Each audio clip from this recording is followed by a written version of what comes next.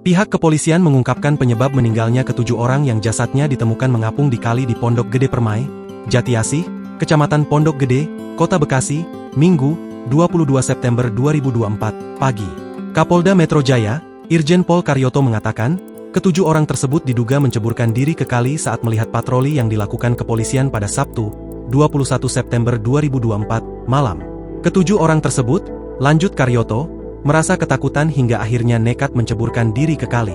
Hal itu terungkap setelah pihaknya melakukan penyelidikan terhadap kematian ketujuh orang tersebut. Menurut informasi sekilas adalah, kemarin malam mereka memang menceburkan diri ke sungai karena adanya ketakutan patroli yang lewat dan menegur, ujar Karyoto.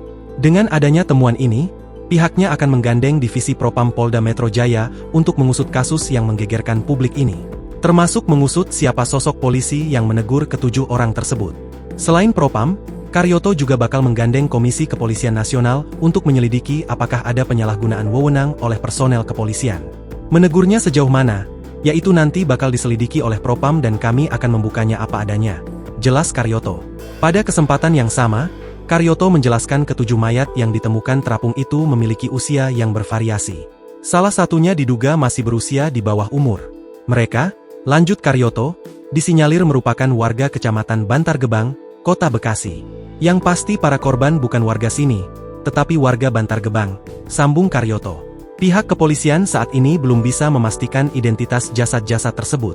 Petugas potensi SAR Kota Bekasi, Fajar, mengatakan korban semuanya berjenis laki-laki. Mereka diperkirakan masih remaja dan berusia belasan tahun.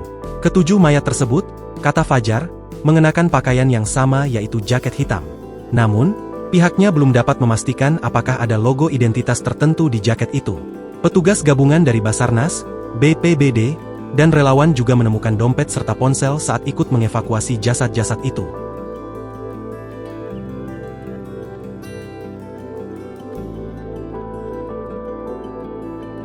Download Tribun X sekarang, menghadirkan lokal menjadi Indonesia.